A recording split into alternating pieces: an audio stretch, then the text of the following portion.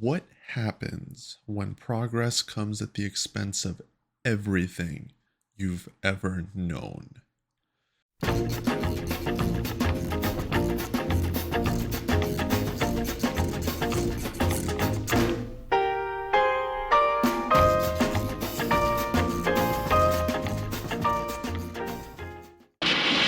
After the Second World War, Italy had been almost completely ravaged.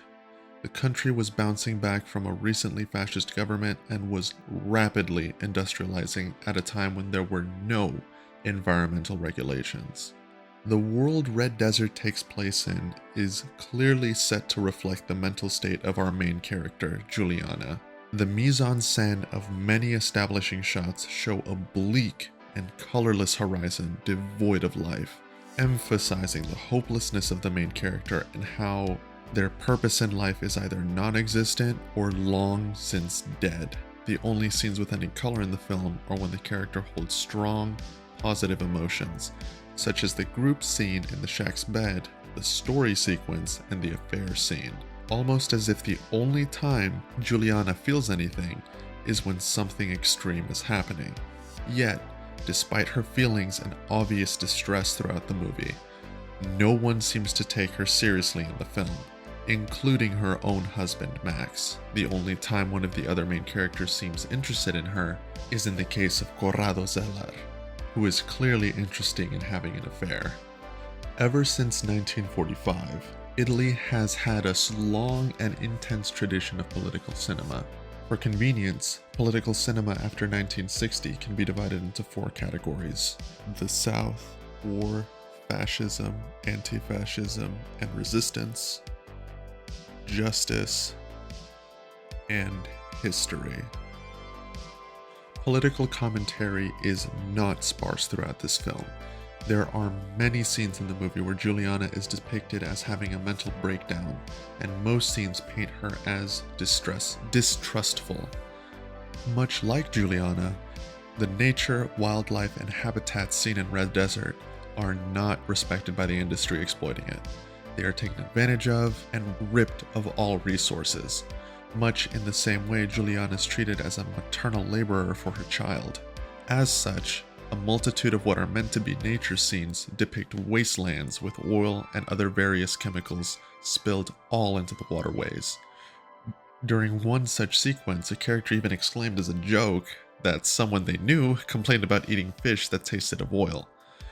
While poised as a joke, and admittedly a little funny, the implications of such a thing are absolutely terrifying with our modern understanding of pollution. What he was unknowingly describing was the almost irreparable destruction of his home.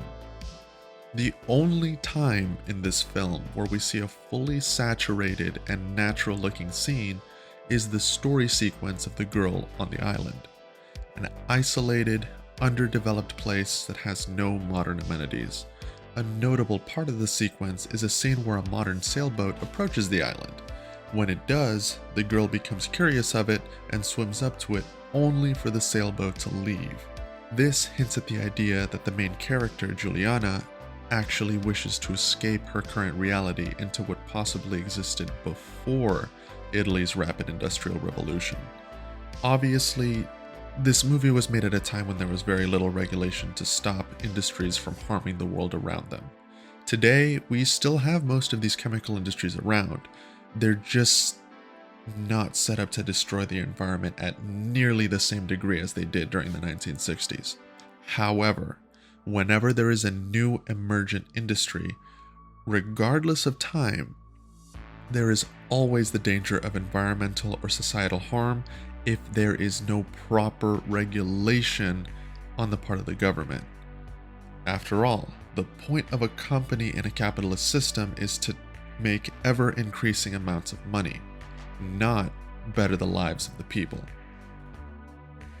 One such recent example that affects us today in 2025 is the rapid and haphazard implementation of large language models, commonly referred to as AI.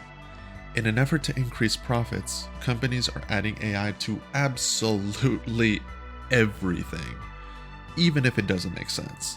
Incredible amounts of fossil fuels are being burned to power the data centers that run these AI models, and the models themselves have been shown to exacerbate mental health problems across all populations. People's mental health and living conditions are being actively sacrificed by corporations, all in the name of profit, without our consent. Juliana's story ultimately serves as a warning to us. Regulate and pay attention to powerful businesses and industry that claim they are here to implement progress. Or else, we may end up in a world as dead and colorless as that of Red Desert. Thank you for listening. I'm Kevin Gustavo Roldan. Until next time.